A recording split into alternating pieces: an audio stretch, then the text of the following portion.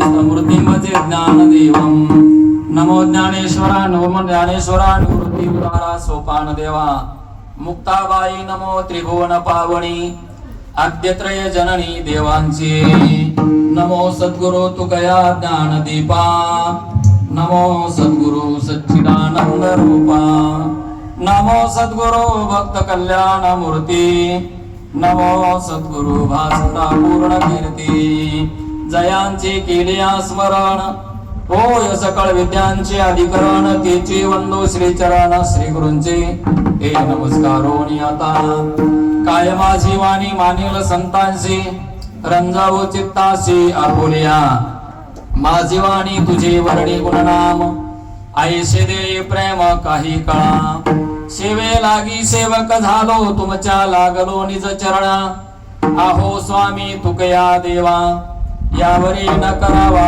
अभेरो मस्तक हे पायावरी या वारकरी संतांच्या यैव यैव यैव यैव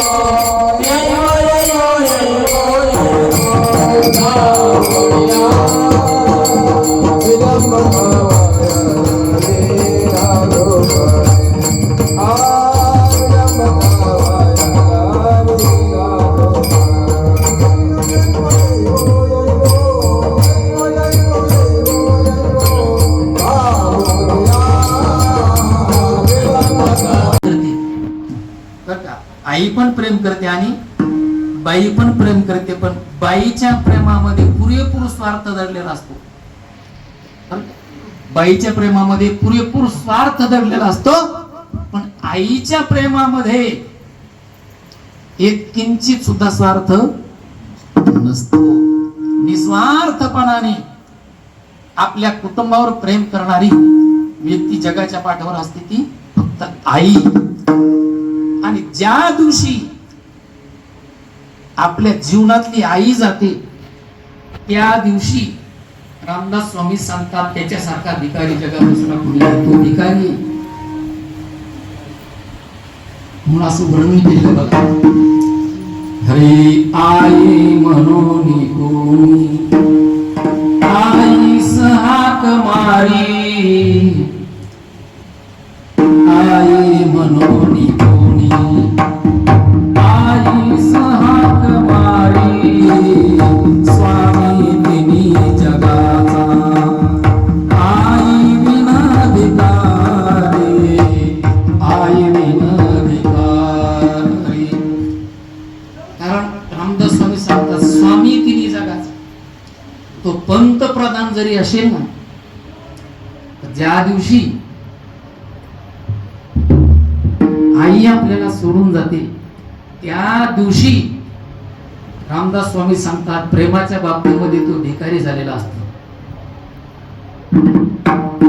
जगात त्याला कुणीच परत भीक घालीत नाही. कोणती? प्रेमाची. बाकी घालतील भिका, पण प्रेमाची घालीत नाही. स्वार्थाची भीक घालणारे खूप पैसे के भाई आपणा साथ नाही कोणी. निर्निमित्त प्रेम करणारी आई असते. ज्या दिवशी किती कशी आहे असू द्या, कसे वडील असू द्या, थकलेले असू द्या, एका जागेवर बसलेले असू द्या, त्यांना काही काम नाही करता येऊ द्या, काहीच नाही करू द्या, तरी सुद्धा त्या घराचा आधार वडिलाला म्हटलेले. वडील म्हणजे घराचा आधार असतो आणि आई त्या घराचा पाया असते. म्हणून दोन व्यक्ती आपल्या जीवनामध्ये फार मोठ्या अशा प्रकारचे भाग्याने प्राप्त झालेले असतात. आणि ती व्यक्ती ज्या दिवशी जाते त्या दिवशी प्रेमाचा सागर आणलेला असतो. म्हणून आज 1 वर्षापूर्वी खरोखर या कुटुंबाच्या सुद्धा जीवनातला प्रेमाचा सागर आटलेला आहे 1 वर्षापूर्वी. आणि एक त्याचं प्रतीक म्हणून कृतज्ञता म्हणून, कृतज्ञतेला म्हणतात कृतज्ञायते इति कृतज्ञता. वाढवडिलांनी आपल्यावर केलेले उपकार, आपल्याला दाखवलेला मार्ग, आपल्याला गेलेली दिशा त्याची जाणीव ठेवून जो आई वडिलांच्या मताप्रमाणे वागतो त्याला कृतज्ञ म्हणतात. विठाला विठाला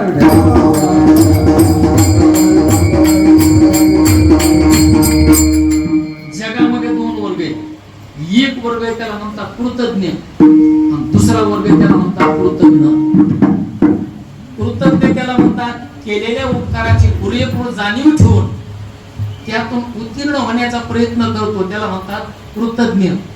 आणि केलेल्या उपकाराची जाणीव अजिबात न ठेवणारा त्याला म्हणतात कृतज्ञ. आणि जगाच्या पाठीवर कृतज्ञासारखा हलकट मनुष्य जगात दुसरा कोणताच नाही. कृतज्ञ किती हलकट असतो, किती हीन असतो, किती नीच असतो. म्हणजे केलेल्या उपकाराची जाणीव विसरणारा, जाणीव न ठेवणारा असा जो कृतज्ञ असतो ना, तो किती नीच असतो आणि तो किती टाकाऊ असतो. याकरता तुम्हाला 1 मिनिटाचं उदाहरण सांगतो. विठाला विठाला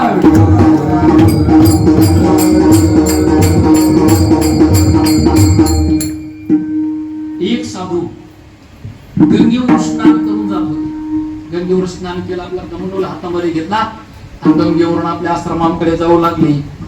जाता जाता रस्त्याच्या बाजूला स्मशानभूमी होती. त्या स्मशानभूमीकडे साधूने पाहिलं तर त्या ठिकाणी एक चांडाळी, एक बाई काहीतरी करताना त्या साधूला दिसली.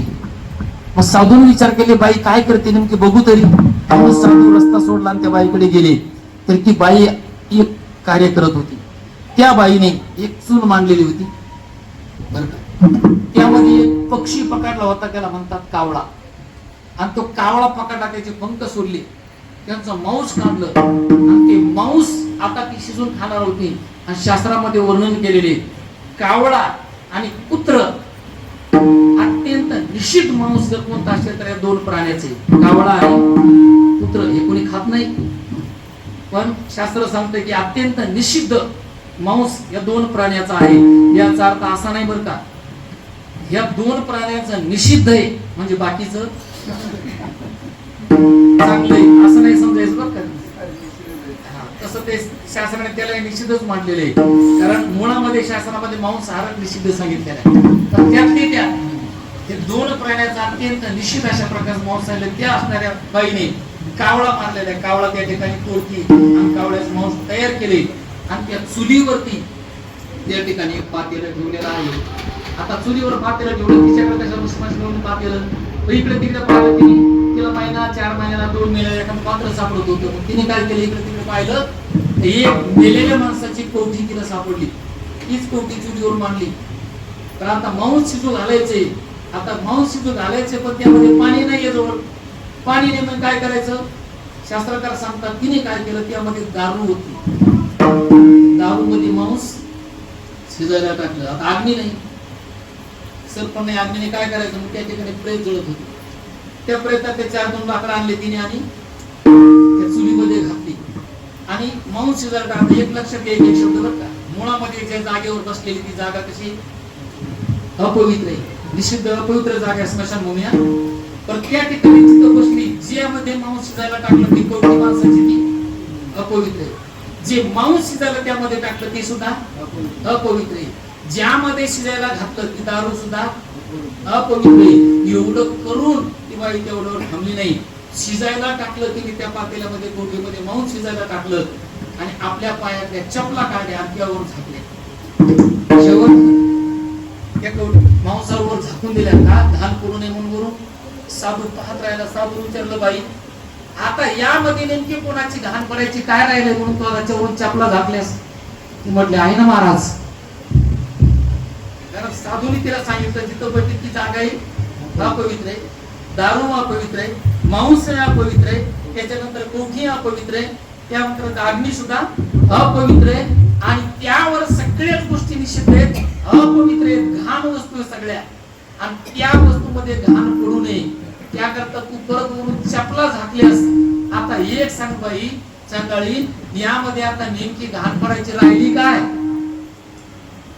त्या बाई एवढं गोड उत्तर दिलं, महाराज ते म्हटलं, आहे ना महाराज, याही पेक्षा अत्यंत घाण वस्तू या जगामध्ये आहे. कोणती ती म्हटली, या माझ्या अन्नावर कृतज्ञ माणसाची नजर पडू नये म्हणून मी झाकून ठेवले. ढाला ढाला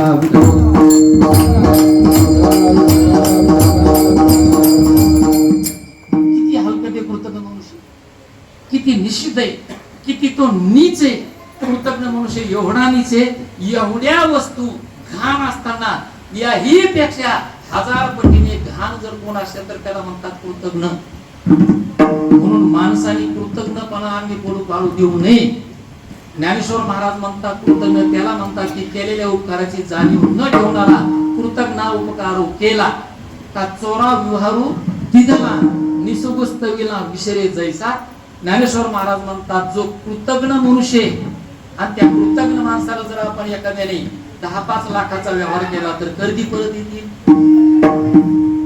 कारण ज्ञानोबा म्हणतात तो वायाला जाणार आहे, विचार करायचा नाही. कृतज्ञ त्याच्याशी व्यवहार करायचा नाही आणि जर केला तर तुमची हानी झाल्याशिवाय राहणार नाही. म्हणून कृतज्ञ हा अत्यंत अशा प्रकारचा नीच घाण त्याच्यासारखा निषिद्ध प्राणी जगात कोणता नाही. म्हणून जीवनामध्ये आपण काय केलं पाहिजे तर आपण केलेल्या उपकाराची जाण ठेवली पाहिजे. मग उपकाराची जाण ठेवत असताना 3 प्रकारचे उपकार आपल्यावर आहेत जगामध्ये. वेळ संपत आला आपला 2-2 मिनिटात सांगतो. 3 व्यक्तींचे उपकार आपल्या जीवनावर आहेत. पहिला उपकार आपल्यावर आहे तो आई वडिलांचा आहे बर का. दुसरा उपकार आपल्यावर आहे तो देवाचा आहे आणि तिसरा उपकार आपल्यावर आहे तो संतांचा आहे.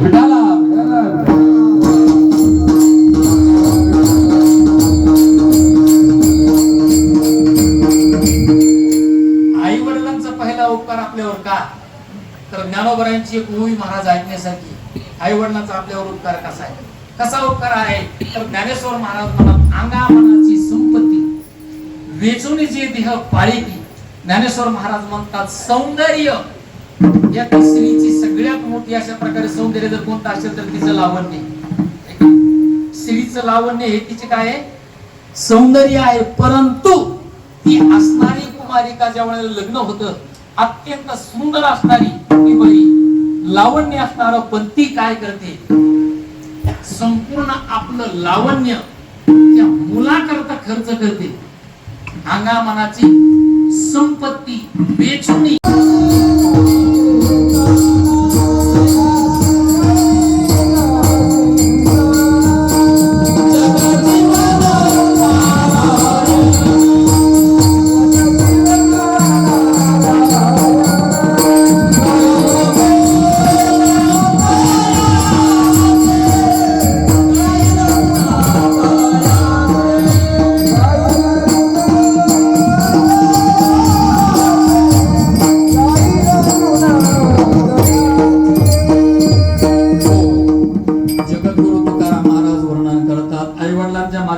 शरीर प्राप्त झालं पण उदरामध्ये शरीर वाढत असताना त्या शरीरामध्ये जीव देण्याचं काम कोणी केलं महाराज म्हणतात देवाने. जेने हा जीव दिला दान तयाचे करीन चिंतन. देवाने आपल्याला दान स्वरूपामध्ये दिला, मोबदला काय घेतला नाही. मग देवाने आपल्याला जीव दिलाय म्हणून देवाचे आपल्यावर उपकार आहेत. मग देवाच्या उपकारातून उत्तीर्ण कसं व्हायचं त्याच प्रमाणामध्ये दुसरं चरण आहे तयाचे करीन. देवाचं नामस्मरण करायचं, देवाचं चिंतन करायचं, देवाच्या आपल्या रूपकार्य जाणीव ठेवून त्याचं नामस्मरण करणं, चिंतन करणं, त्याची कृतज्ञतेची जाणीव ठेवून भजन करणं हे देवाच्या ऋणातून उत्तीर्ण होता येतं. आता तिसरे उपकार सांगितले होते कोणाचे संतांचे. संतांचे आपल्या उपकार कशावरून आहेत आई वडिलांच्या माध्यमातून शरीर मिळालं, देवाच्या माध्यमातून शरीरात जीव मिळाला. पण आता शरीर मिळालंय जीव मिळालाय पण सुंदर असं नरदेह आपल्याला प्राप्त झालाय. परंतु ठीक आहे पण आता या नरदेहाचा उपयोग कसा करायचा आहे हे कोणी सांगितलं संतांनी सांगितलं ना आपल्याला. संतांनी सांगितलं बाबा तुला मनुष्य देह मिळाला ना या मनुष्य देहाने तू काय कर तर महाराज म्हणतात या ठिकाणी तू आता एकच कर. दिवे दिला देह भजना कोमटा तोया झाला फाटा बाधिकेचा. मग देवाने तुला सुंदर नरदेह दिला ना या नरदेहाने देवाचं भजन कर, देवाची यात्रा कर, देवाची पूजा कर, देवाची अर्चना कर. अशा पद्धतीने साधू संतांनी या आपल्या नरदेहाला आल्यानंतर या जीवाचे नेमकं कर्तव्य काय हे साधू संतांनी आपल्याला विशेषत्वाने जाणीव दिली. परत जाणीव देत असताना साधू संतांनी तुम्हा सर्वांना जाणीव देत असताना जाणीव करत असताना अत्यंत प्रेमाने जिव्हाळ्याने आणि अगदी जवळचं नातं जोडून साधू संतांनी आपल्याला सुंदर असं या ठिकाणी मार्गदर्शन केलं पहिलं चरण. आता जागा रे भाई नो जागा.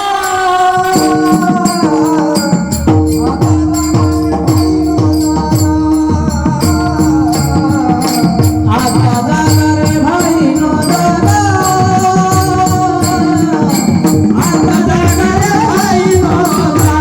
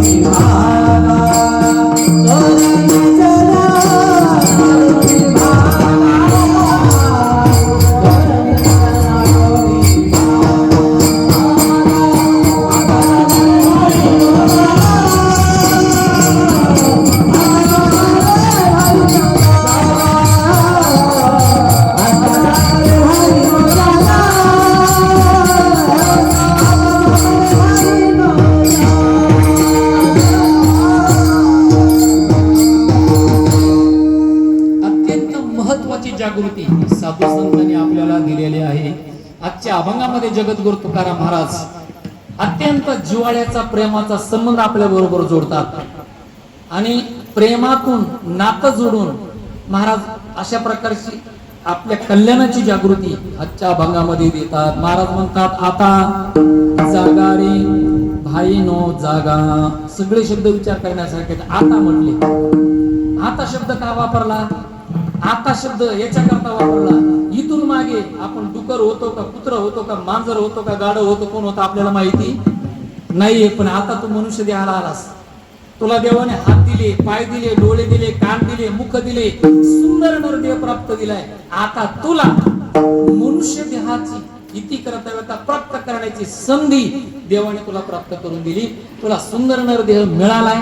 माणसाच्या देहाला तू आलास, मनुष्य जन्माला आलास ना. मग आता एक इथून मागे जाऊ दे, कुठं होता माहित नाही, पण आता मनुष्य देह मिळालाय. तर आता एक कर बाबा, आता जागा रे भाईनो जागा. आता मात्र तू जागा हो. लोक म्हणतील महाराज आम्ही तर टुळ टुळ तुमच्याकडे पाहतो. आम्ही का झोपलेले का? आम्ही का रात्रंदिवस झोपतो का? सगळे आम्ही तुमच्याकडे टुळ टुळ पाहतो, सगळे व्यवहार करतो. नाही नाही, ते सगळे काम करतो.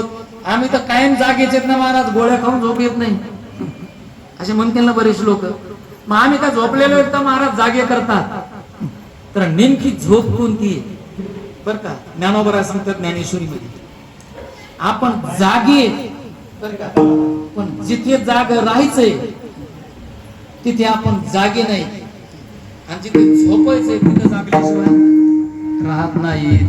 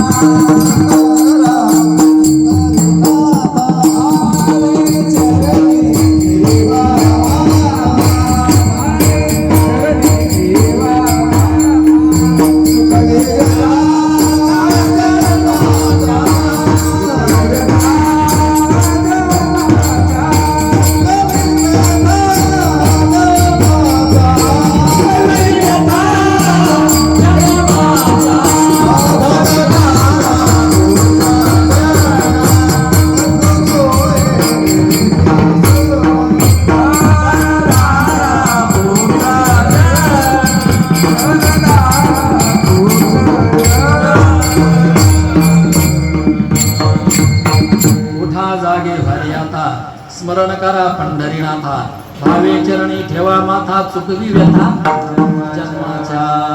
जाग करतात जागा आपल्याला. तुम्ही मला महाराज आम्ही जागे ना हो, आम्ही कुठं झोपलेले.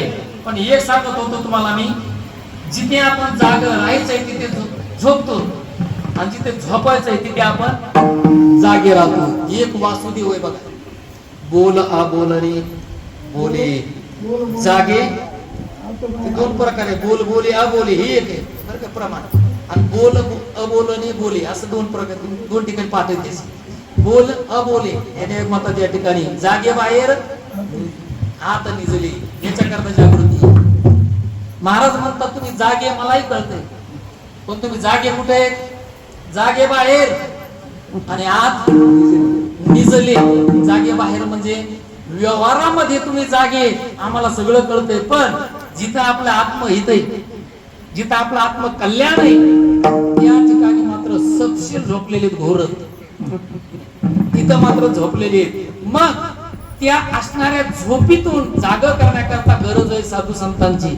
म्हणून तुकाराम महाराज आम्हाला सगळ्यांना जागे करतात. पण नेमकी झोप कोणती?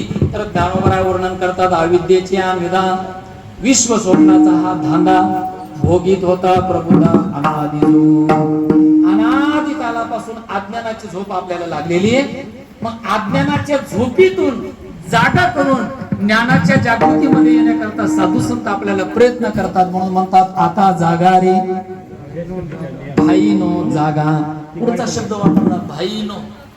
भाईनो म्हणजे भावांना. हिंदीमध्ये भावाला काय म्हणतात? भाई, हे की नाही? मग तुम्ही मला तुकाराम महाराजांनी भावाचं नातं जोड. भाऊ कोणाला म्हणतात? जे एका आई वडिलांच्या पोटी जन्माला आले त्याला काय म्हणतात? भाऊ.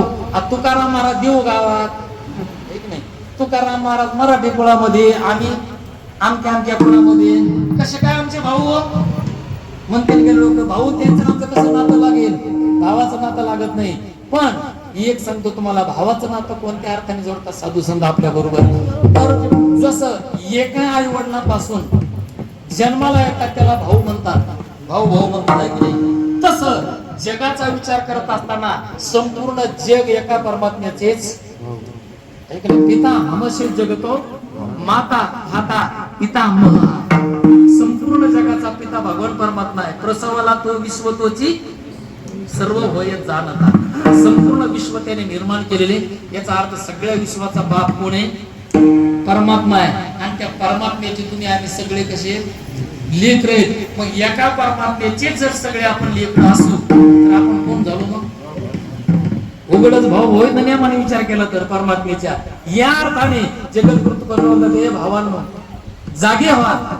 आता जागा रे भाईनो जागा. डबल डबल म्हणतात. आता जागा रे भाईनो जागा. हे भावांनो आता झोपण्यात काही मजा राहिली नाही. पटकन उठा. वेळ आपल्या हातात नाहीये. तू पटकन जागे व्हा. उठवा होई जागा. पाहे वासुदेवाला. पटकन जागा हो आणि वासुदेवाला पहा. तुझं मूळ स्वरूप काय आहे, नेमकं तुझं कर्तव्य काय, याची जागृती देण्याकरता साधू संत वर्णन करतात या ठिकाणी. आता जागा रे भाईनो जागा. ते म्हटले महाराज नाही जाग झालो तर काय नुकसान आहे आमची? तुकाराम महाराज म्हणतात मी तुम्हाला ज्या अर्थी भावाचं नातं जोडून जाग करतोय त्या अर्थी वेळ अगदी कमी आहे. आणि जोपर्यंत तो असणारा काळरूपी चोर आपल्यापासून थोडा लांब आहे तोपर्यंत जागा हो. चोर निजल्या नाडोनी भागा. तो चोर जोपर्यंत गाफील आहे थोडा बाजूला आहे आपल्यापासून तोपर्यंत तो काय होय? जागा होय. कारण चोर कोणाला म्हणतात? चोर त्याला म्हणतात आपल्याला न कळत जो आपली वस्तू घेऊन जातो त्याला काय म्हणतात? चोर. त्याला म्हणतात चोर. आपल्याला न कळत, आपल्याला काही न कळता आपल्या वस्तू घेऊन जातो त्याला चोर म्हणतात. आपल्या देखत नेणार त्याला सावचोर म्हणतात. आपल्या देखत नाही, आपल्याला न कळत जे आपली वस्तू घेऊन जातात रात्रीच आकाडेवरून, घरामधून, घर फोडून, दुकान फोडून, आपण घरी झोपेत असताना आपल्या वस्तू ज्या घेऊन जातो त्याला काय म्हणतात? चोर. महाराज म्हणतात या समयरूपे काळाने सुद्धा तेच केलं. आपल्याला न कळत आपल्या एक एक वस्तू घेऊन चाललेला आहे. मला सांगा पेंटर, तुम्ही ज्या वेळेला 20-22 वर्षाचे होते त्यावेळेला तुमची पांढरी दाढी होती का? मग तुम्हाला विचारून पांढरी दाढी झाली का? नाही ना महाराज, विचारून माझी दाढी झाली नाही. बरेचशा माणसाला विचारा, एखाद्याला म्हणत तुमचं दात पडे पहिले असं होते का? नाही. मग विचारून दात पडत नाही, विचारून केस पांढरे होत नाही, आपल्याला विचारून डोळे जात नाहीत, आपल्याला न कळत या सगळ्या गोष्टी करतात, म्हणून त्याला म्हणतात चोर. आपल्याला काही कळत नाही तरी आता एक एक अवयव चाललेला आहे. महाराज म्हणतात एक एक सगळं चाललेलं आहे, त्याकरता तुम्ही आता काय करा, तोपर्यंत आहे तो दूर अजून जवळ काळा असे दुरी ठेला तो हरी गुण ऐक वहिला म्हणे भाव धरुणी भला नवरचे त्याला चुकू नको. जोपर्यंत काळ बाहेर आहे तोपर्यंत जागा हो. व्यवहार संपला अर्ध्या मिनिटामध्ये. एका बंगल्यावरती बाहेर लिहिलेलं होतं, कुत्र्यापासून सावध राहा. बरं का? बरेच बंगल्यामध्ये कुत्रे नसतात, फक्त बोर्ड असतो. खऱ्या अर्थाने बंगल्यातच कुत्रे असतात, पण काही काही बंगल्यामध्ये खरोखर जबरदस्त वाघासारखे कुत्रे.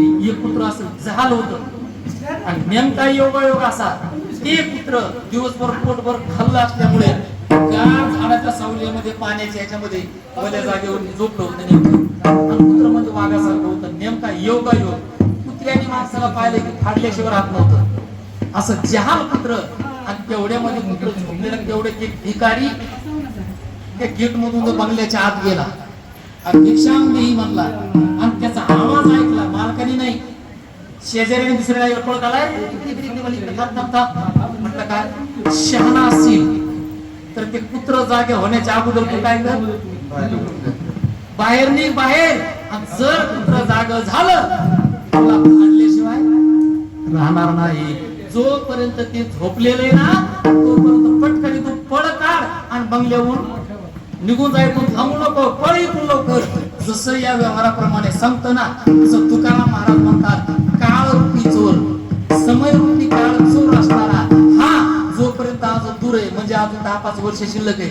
दूर आहे म्हणजे आपले अजून 4-2 वर्ष शिल्लक आहेत. कोणाचे 25 असतील, कोणाचे 10 असतील, कोणाचे 5 वर्ष अजून बाकी असतील. याचा अर्थ अजून काळ थोडा दूर आहे. तोपर्यंत तू काय कर, तू अजून बाजूला आहे, तो काळ जरा अजून बाजूला, काळ रूपी कुत्रा बाजूला आहे, तोपर्यंत तू काय कर, तर त्याला नाड म्हणजे त्याला चुकवण्याकरता तू सावध हो आणि इथून पळ काढ. म्हणून चोर निजल्या नाडोनी भागा.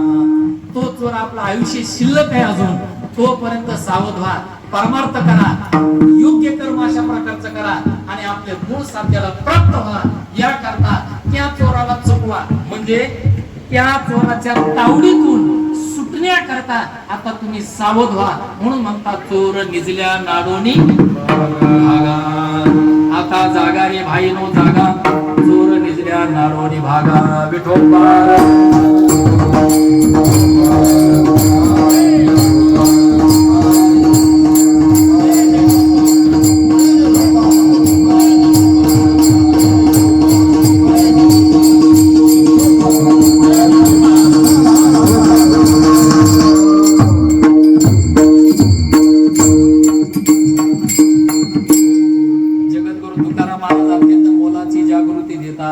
लोकांनी विचारलं तुकाराम महाराज का? तुकाराम महाराज लोकांना सांगतात, मी सांगतोय तुम्हाला, याचा अर्थ तुम्हाला कळत नाही असं नाही बरं का.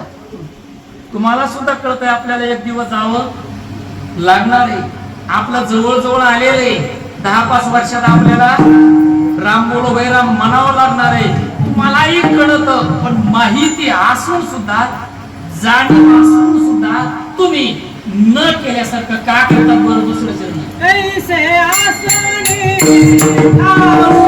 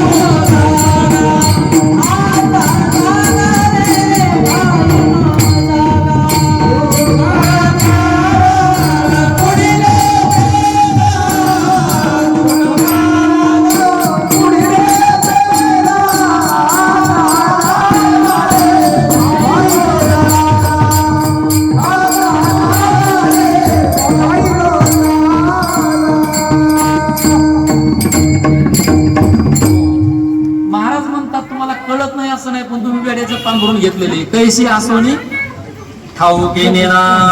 तुम्हाला कळत आहे आपल्याला एक दिवस जायचंय, पण तुम्ही जाणीव नेणतेपणाची काय त्या ठिकाणी या ठिकाणी पांघरून घेता. तुकाराम महाराज म्हणतात आईशी जाणता आणि कार्य होतोशी नेनता. जाणता असून नेणतेपणाचं पांघरून का घेतोस या ठिकाणी तुकाराम महाराज म्हणतात. म्हणून कैशी आसोनी ठाऊके नेना.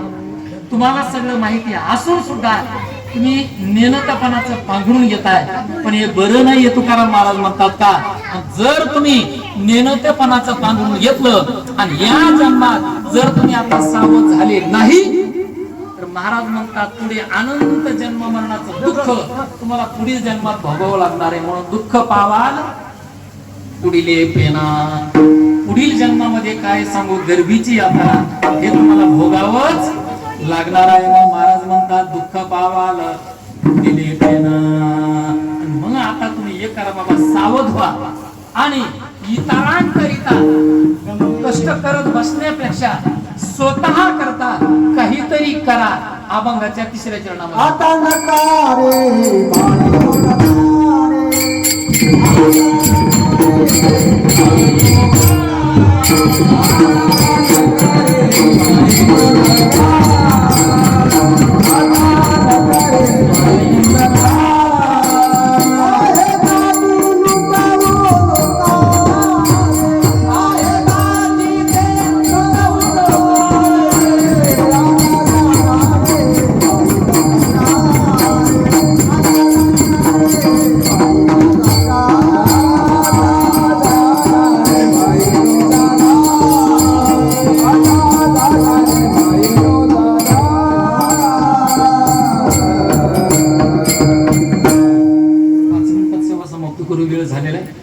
महाराज म्हणतात आता नकारे भाई नकारे. म्हणजे आता कुठपर्यंत जन्म मरण भोगत राहायचे. आता सावध व्हा, हे काही बरं नाही आता या ठिकाणी. आता नकारे भाई नकारे. काय नका महाराज, तुकाराम महाराज म्हणतात जे उरलेलं राहिलेलं आयुष्य आहे ना, आता इतरांकरता वाटत बसू नका. आहे गाठी ते लुटवू लोकारे. उरलेलं आयुष्य लोकांकरता आता एक दुकानाच्या 10 करायचे. सगळ्या करता करत बसायचं. मग तुझ्या करता काहीतरी करता, बाकीच्या करता करत बसण्यापेक्षा महाराज म्हणतात उरलेलं आयुष्य लोकांकरता वाटत बसू नको. स्वतः करता उद्धारा करता काहीतरी कर. म्हणून महाराज म्हणतात आता नकारे भाई नकारे. नका बाबा, आता बस झालंय. एक जन्म नाही, असे अनंत जन्म आपण दुःख भोगत आलोय. खूप भोगलोय, खूप दुःख भोगत आलोय. आता नका, आता या दुःखाला सामोरं जाऊ नका. मग आनंदा करता आता प्रयत्न करा. मग हे दुःख भोगत बसण्यापेक्षा आणि इतरांकरता करत बसण्यापेक्षा स्वतः करता तुम्ही काहीतरी करा. म्हणून महाराज म्हणतात आता नकारे भाई नकारे. मग आहे गाठी ते लुटवू लोकारे. गाठी म्हणजे जेवढं आपलं आयुष्य शिल्लक आहे, अजून आपल्या पदरात उरलेलं आयुष्य जेवढं आहे ना, त्या उरलेल्या आयुष्यामध्ये आता तुम्ही काय करा, आयुष्य जात आहे पहा, काळ जपत असे महा. मग काय करा, सोहिताचा घोर वहा ध्यानी राहा श्री हरीच्या. या करता म्हणतात आहे गाठी ते लोकारे. स्वतः करता काहीतरी करा, आत्मउद्धारा करता, आपल्या कल्याणा करता आता मात्र तुम्ही सावध व्हा आणि आत्मकल्याण करण्याकरता प्रयत्न करा. इतरांकरता करत बसू नका. आता वेळ राहिलेली नाहीये, गेले संपत आलेले, कधी जाईल याचा भरोसा नाही. आपलं आत्महित लवकर कसं प्राप्त होईल याकरता स्वतःच्या उद्धाराकरता प्रयत्न करा. इतरांकरता आता उरलेलं आयुष्य लुटत बसू नका. 3रं चरण तुकाराम महाराज म्हणतात का रे बाबांनो, अनेक लोकांचा घाय झालेला, घात झालेला तुम्ही पाहता, पण तुम्ही सावध कधी होणार. शेवटचं चरण तुका म्हणे काच्या घाये, तुका म्हणे काच्या घाये, तुका म्हणे काच्या घाये, तुका म्हणे काच्या घाये, तुका म्हणे काच्या घाये.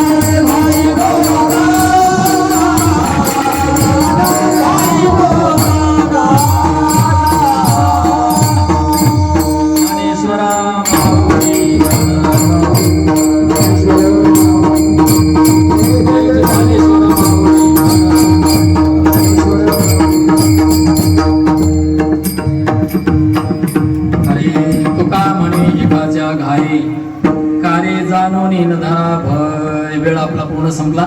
1 मिनिटामध्ये एकाच्या घाई याच्या करता सांगतो. महाराज म्हणतात बाबा एकाचा घात झालेला पाहून तू सावध का होत नाही. व्यवहार सांगायचा ठरला तर रोडने भरधाव गाड्या चालल्या आणि त्यामध्ये एखाद्याची गाडी पडली म्हणा किंवा गाडी ऍक्सिडेंट झालाय. एक त्या ठिकाणी पडलेला पाहून मागच्याने ब्रेक दाबाव की नाही. पुढचा पडलेला पाहून मागच्याने ब्रेक दाबाव की नाही. हा ऍक्सिलेटर टोळतोय नाही महाराज. पुढच्याचा घात झालेला पाहिजे आपण काय करायचं सावध व्हायचं. ब्रेक लावायचा आपण सावध झाला पाहिजे. तुका म्हणे एकाच्या घाई एकाचा घात झालेला पाहून आपण काय करायचं सावध व्हायचं. कार्य जाणोनी न धरा भय. कशावरून तुकाराम महाराज म्हणतात एक पाहत असा एकाची दहनी सावध त्या गुणे कार्य न व्हा. आजपर्यंत आपण 150 लोक वाट लावली असतील पण किमान तिथे गेल्यानंतर आपण माणसं एकमेकाला म्हणतात पण जागृती खरोखर कर. लोक तिथे गेले म्हणतात काय खरं हो पाण्याचा बुडबुडा. पण तिथे गेल्यावर तसं नाही महाराज. महाराज म्हणतात अनेक लोकांना तो वाटा लावलंच पण एक जाणीव अंतकरणात ठेव की आपल्याला सुद्धा एक दिवशी ती यायचंय. आपल्याला सुद्धा जायचंय म्हणून तो सावध हो या ठिकाणी. एक पाहत असा एकाची दहनी सावध त्या गुणी सावध झालं पाहिजे.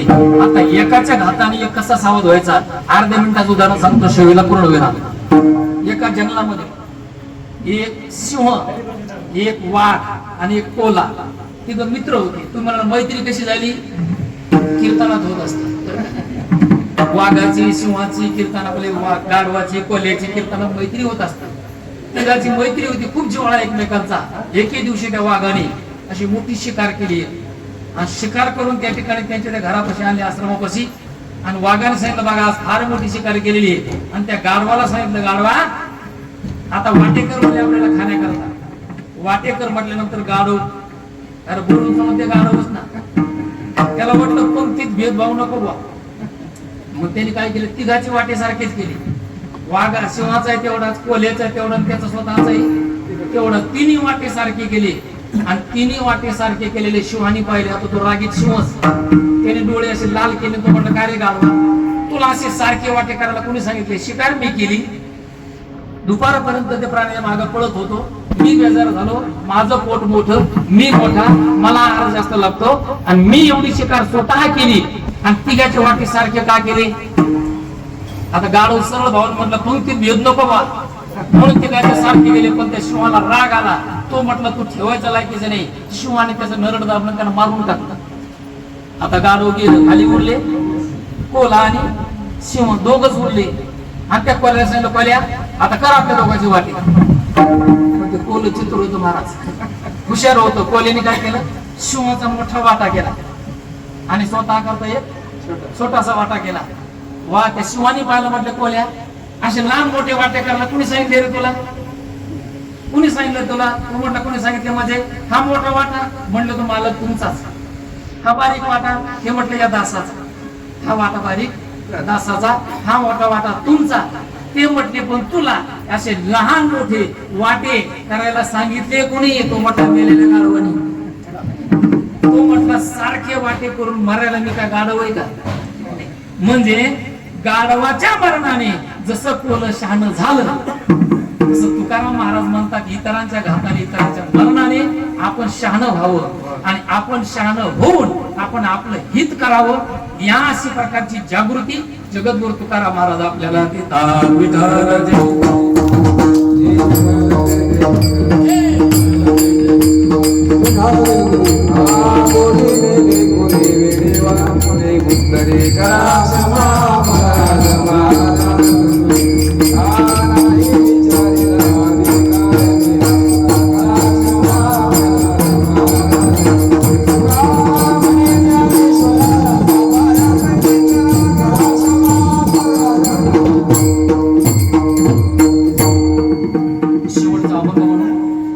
पूर्णविराम. कारण आज द्रौपदाबाई यांचा आणि इह लोकाचा खऱ्या अर्थाने आज पूर्णतः संबंध संपला जातो. आजपर्यंत द्रौपदाबाईचा कुळाशी आणि या इह लोकाशी 1 वर्षापर्यंत संबंध असतो. 1 वर्ष त्या असणाऱ्या व्यक्तीला डायरेक्ट स्वर्गाला तिथे जाता येत नाही. पण 1 वर्षानंतर ज्या दिवशी वर्षी श्राद्ध होतं, आजपासून तो जीव या असणाऱ्या स्थूल देहाने सूक्ष्म देहाने जे काही जीव असतील सगळ्या बाबतीमध्ये या मृत्यू लोकातील कायम स्वरूपी त्यांचा संबंध आज संपतो आणि पुढे इह लोकाला आपलं परलोकाला जाण्याकरता पूर्ण स्वातंत्र्य त्या जीवाला आज मिळतंय. कारण 1 वर्षापर्यंत डायरेक्ट तिथपर्यंत त्या जीवाला जाता येत नाही असं शास्त्र सांगते. म्हणून आज खऱ्या अर्थाने त्यांना पुढे जाण्याकरता 100% पूर्णतः मार्ग शास्त्राने साधू संतांनी त्यांना दिलेला आहे. मग तो मार्ग पुढे त्यांना जाण्याकरता जगद्गुरु तुकोबरायांच्या अभंगातून आज आपण त्यांना निरोप द्यायचा आहे. हरी आम्ही जातो तुम्ही कृपा सूर्या, आम्ही जातो तुम्ही कृपा सूर्या, सकाळ सांगावी विनंती माझी,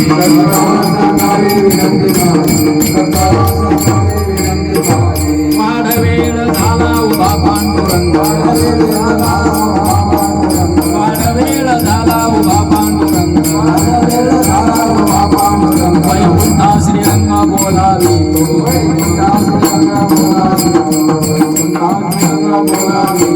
अंतकाळी विठो मासे पावला, अंतकाळी विठो मासे पावला, कोणी सैत झाला गुप्त तुका,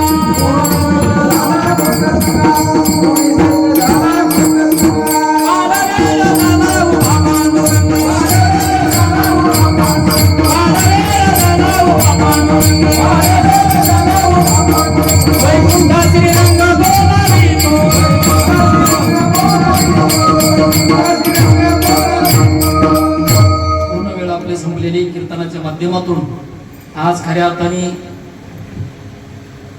द्रौपदाबाईचं काहीतरी पुण्य एवढे महाराज मंडळी खऱ्या अर्थाने मोठमोठे कीर्तनकार आहेत. एका दिवसाचे 5-5, 10-10 हजार रुपये घेणारी मंडळी आहेत, कीर्तनकार आहेत सगळे. पण एक माझ्या प्रेमास्तव सगळ्यांना मी विनंती केली आणि म्हटलं आपल्याला पेंटरच्या प्रेमास्तव आपल्याला सगळ्याला जायचंय. पण सगळे कीर्तनकार असून सुद्धा आज म्हटले चला काय हरकत नाही, महाराजांची विनंती म्हणून माझ्या विनंतीला मान देऊन सगळे फार मोठे माझ्यापेक्षा ज्येष्ठ श्रेष्ठ आहेत खऱ्या अर्थाने, पण तरी सुद्धा मोठं मन करून सर्वच महाराज मंडळी कीर्तनाकार त्या ठिकाणी आले. हे नुसते गायक नाही किंवा विद्यार्थी नाही किंवा नुसते महाराज नाहीत, तर समाजातील प्रबोधन करणारे मोठमोठे अशा प्रकारे फार महात्मे पण या ठिकाणी आज आले. या कुटुंबाच्या प्रेमास्तव म्हणा, या ठिकाणी पेंटर माझे प्रेमास्तव या ठिकाणी आले.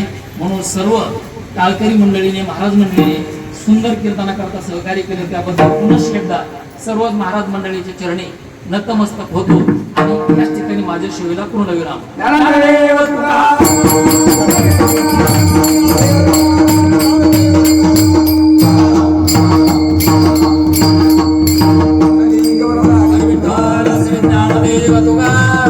पंढरीनाथ